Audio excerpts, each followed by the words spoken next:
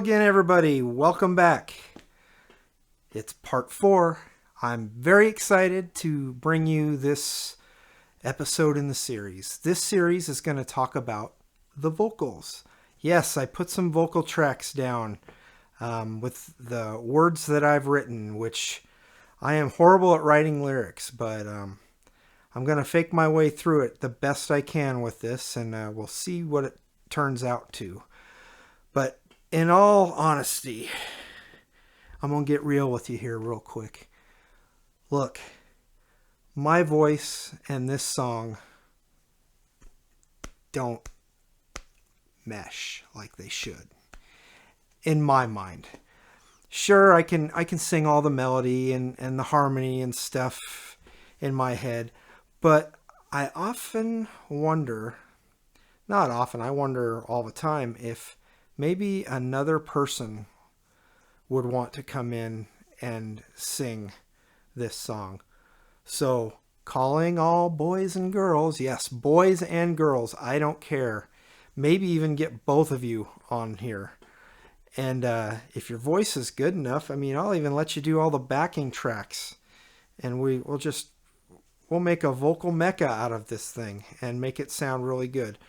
But either way, for right now, it's got my voice on there.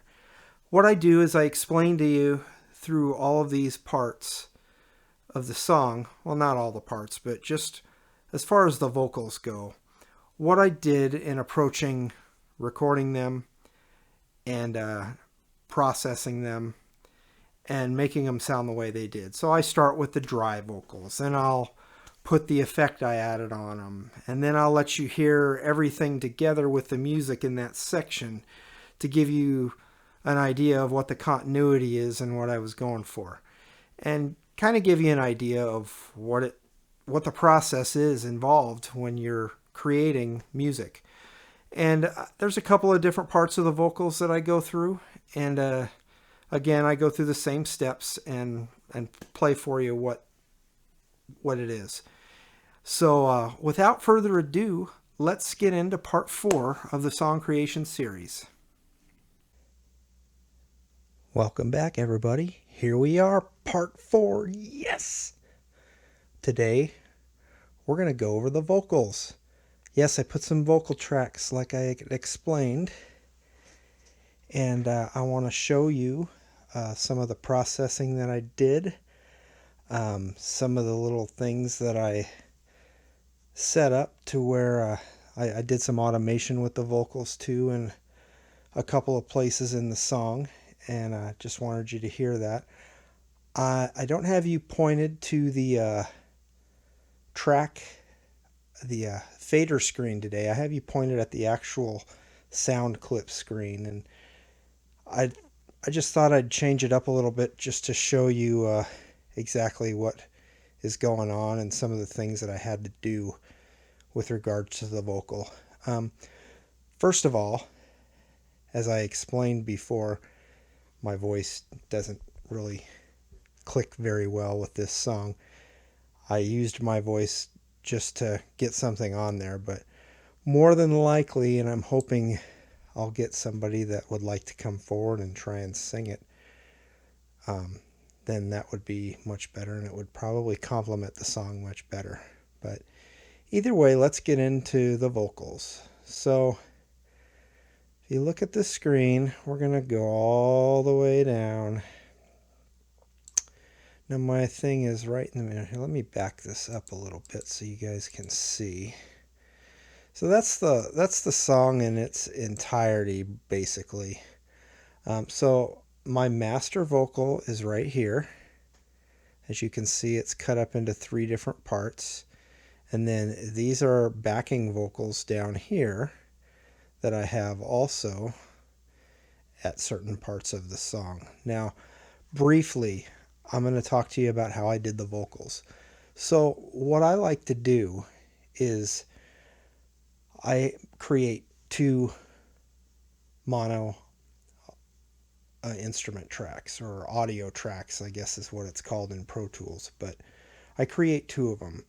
Now, I get my little smartphone over where I've got words, and that's what I'm using. Maybe at the end of the video, I'll show you a little bit of the footage from that, or not. You know what? I think it's gone. You didn't need to see that anyway.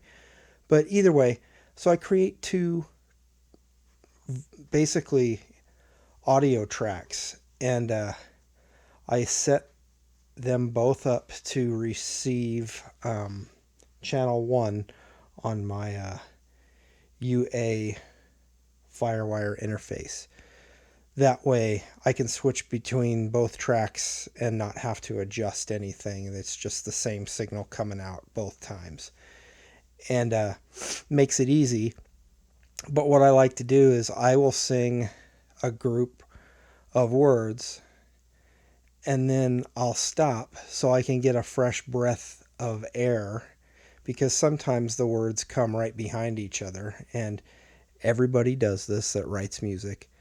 They always do multiple takes, and that's exactly what I did. Sometimes I didn't like the way my voice would crack a little bit more out of tune, and you'll even hear some of that today when I isolate the vocals and let you listen to it, because it's those little idiosyncrasies that you never hear when the rest of the music is playing. I don't know if any of you have ever listened to isolated instrument tracks of large name artists before on the internet. You could probably go to YouTube right now and type in any of your favorite people and like favorite artists and just type in their name and isolated tracks, and chances are it'll take you to a page where they have several songs, and some of them might be even your favorite songs from that artist, but they're isolated tracks, and you can hear what they sound like, not with all the other instruments. And believe me, you'll be humbled, because they don't sound as perfect as you would like. I mean, my favorite ones that I heard were old Van Halen with David Lee Roth from like the early years. You listen to his isolated vocals, you'd think he was just a madman in a vocal booth, just, saying whatever. But the reality of it is he is, not perfect. He's like the rest of us. He needs a little help on the back end. So either way, once I get the master vocal all done with both tracks, I go back and forth between the two tracks. Then what I do is I will take and I'll put both of those tracks on the same bus, and I'll bus those over to another stereo track that I've created. And that stereo track I called, in this case, MS Vox. Master Vocals is what that abbreviation is. So that way it takes all those little pieces parts, and rather than try and process each little sound clip, I can now have them all on one track. I can take the sound clips and process them if I need to separately. Now, in this instance, I actually did process some vocals before I shifted them over to a stereo track, or as they used to call it in the analog world, bounced them over. In the analog world, what you would do is, if you were running out of room, you have 2-inch tape, a 2-inch tape deck machine. Those tape deck machines were hundreds of thousands of dollars, but 2-inch tape. So picture 2-inch tape, at least that big roll. And you got 24 little slots on the record head and the playback head that catch each of those channels. If you have large group of music, chances are you're going to need to bounce some of those tracks down to, say, 1 or 2, depending on whatever you're trying to do. Oftentimes people would just bounce all their vocals down to 1, and that would open everything up for other tracks to add to. And you do that with guitars, you can do that with bass, you can do that with any instruments, even drums.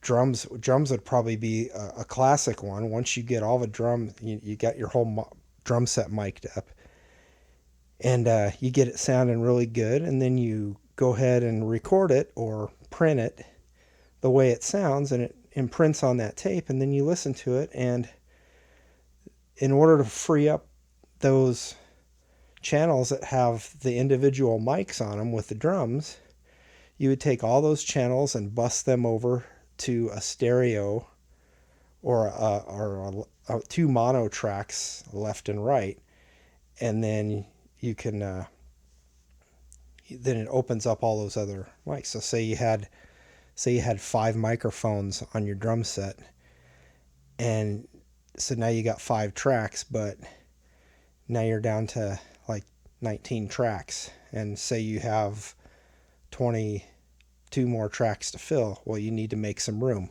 so you would bounce those 5 channels down to 2, and that way it would give you spatial stereo left and right with the way the drum kit sounds. And then you would also at the same time free up some space. Now with the analog world, anytime you bounced, you would always lose a little bit of the recording. It's very minute, but if you bounce enough times, you keep losing every time. In the digital world, though, you don't lose anything, and it's great.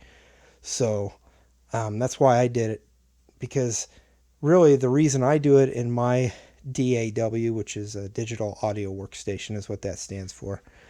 The reason I do it is because my computer, while it's very powerful, sometimes it will run out of processing power. So if I just didn't bounce anything down, and I could probably put 100 tracks on here, but at some point, if I'm processing each one of those tracks, I'm going to run out of RAM to run all those instances of processing. So there's a couple of ways we do it in the DAW world. We either, like what I do, is bounce it down, process it once, and then I get rid of those 2 tracks, or I get rid of all the processing that was on those 2 tracks, because now that processing is imprinted on the stereo pair, to then going to the vocal or the backup vocal and using 2 tracks with that as well, because there's some instances where lyrics backed up to each other and I needed to take a breath. So you use those 2 tracks for those, then you create another stereo track and you bounce those vocals down to a stereo pair, and then you can get rid of the other 2 tracks. Then processing becomes easier. The other way you can do it, and I'll show you with this, I have here what's called Audio Suite. I don't know if you can see my pointer. Here's my pointer. I'm going up here to the menu bar. It's called Audio Suite, and what that is, it has EQ, it has dynamics, it has pitch shift, it has all the same plugins that I'm used to putting on the channel strips like you've seen in previous videos. So let's say I go to, I'm in the Audio Suite, but what I would do first before I open the Audio Suite is figure out which clip here that I want to process. So we go to this clip. See how that's highlighted like that? You can now go to the Audio Suite, and depending on what you want to do, you can put whatever you want in there. Oftentimes what I might do is do reverb or delay if I actually want to print something. I tend to not do delay too much because I may change my mind later and want to adjust that. But reverb, you can get an idea of what reverb sounds like and what it would sound like through the whole thing. So reverb would be something good that you could use to use the Audio Suite on to process a single track. Now, you would go down. I use Alexa. I always use Alexicon 224, but this is the Audio Suite version, and you see how on the bottom of this it has a little speaker. Well, if you highlight a clip, you just hit this little speaker and you can hear what you're doing and how the reverb is set up. And then once you get your settings all set, you then come over here to render, and it will render that whole sound clip with the parameters of that reverb and that effect. Now, oftentimes what I'll do before I do any of that, before I even open Audio Suite, is I will actually apply directly on the channel a reverb, and I'll adjust the reverb to the way I like it. And then once I get that, then I'll open up the Audio Suite version of that same plugin, and I'll just match the parameters on the Audio Suite and then render it. And then I can close out the plugin on the channel strip to eliminate overworking my my processor. So a couple of those things. I don't know if I've necessarily done any. I may have done some Audio Suite processing. I can't remember at this point which tracks I did that. May have done that for the drums. Actually, I think I did do that for the drums, because looking at the channel. Actually, I have the drums. I actually have the drums going to. So what I probably did with the drums is I may have applied a compressor. I don't know though. I don't know if I did that with the drums. I can't remember. Don't get old, everybody. That's all I can tell you. Don't get old. You never remember anything anymore. But anyway, so let's talk about this. Gosh, we're already at 15 minutes. I gotta hurry this up. So master vocals. I'm gonna show you what I did for master vocals. We'll go a little more right there. And what I'm gonna do is I'm just gonna solo up the vocal tracks so you can hear them dry. These aren't gonna have any effect to them at all. Even though I actually set this up to where both the master vocal and the backing vocals are going to a vocal effects auxiliary input, which I do have 2 reverbs on and a delay. And one of the reverbs and the delay is what I wrote automation for. And I'll play those for you as well. But let's listen to the dry track first, and we can get an idea of how crappy my voice really sounds. Here we go. With all the time we have in life to spend, to try and figure it out and play the hands we were given. All right, so that's my voice. Dry effect. The only thing you will hear when I bounced, I actually did have compressors on both channels. What I did was I set up the compressor on the one channel to where it sounded the best, and then I just took that instance of the plugin and moved it over to the second track to where it matched each track. And I did bounce compression. So these have hard printed compression on it. Not very much, but I needed a little bit because my voice wasn't powerful through some of the parts of it. And I was more concerned about being in tune than the volume level of what I was singing. So that's why I added a little bit of compression. I have to remember that on the back end though, and for the rest of the song, because I don't want to over compress anything, because like I've said before, over compression actually can hurt your ears. Makes mine twitch. I can tell when something's over compressed, because when you turn up the volume, your ears will actually do this, and it gives you ear fatigue, and it's not very good. It's not good at all. But right now what I'm going to do is so that was the solo track of the vocals dry.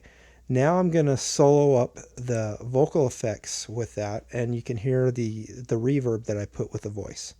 Here goes. With all the time we have in life to spend,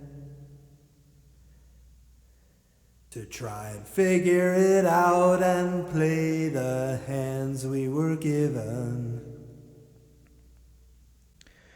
Now that sounds like a lot of reverb, but it really isn't. When everything else is playing together, you can't even tell really. But what I'll do now is I will take both of the solos off of here, and I'll play the same track with everything else, and you can kind of hear what I'm talking about. Here we go. With all the time we have in life to spend,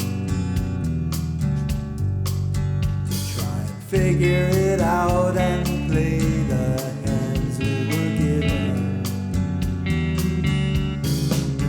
So yeah, so you can tell there's reverb on it, but it's not that drip and wet reverb. I know somebody who uses a ton of reverb in some of the things that they do, and they're happy with the way it sounds. To me, it sounds like they're taking a bath in reverb, and it's not the way I use effects like reverb or even delay for that matter, because effects are, in my mind, are meant to complement it, not over complement it. You don't want to necessarily take focus away from everything else.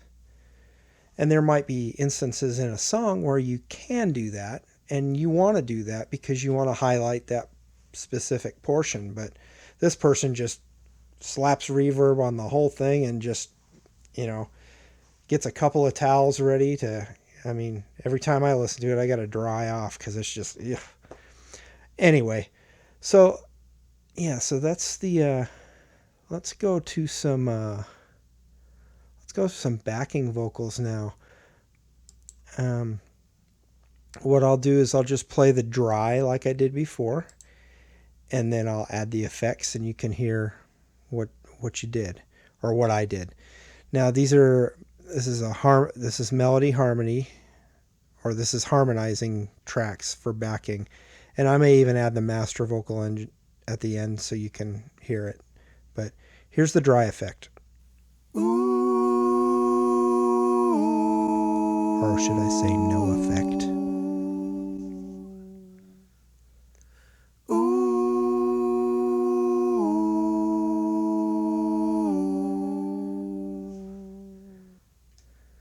So that was dry. Now let's listen. I ran these through the same reverb as the master.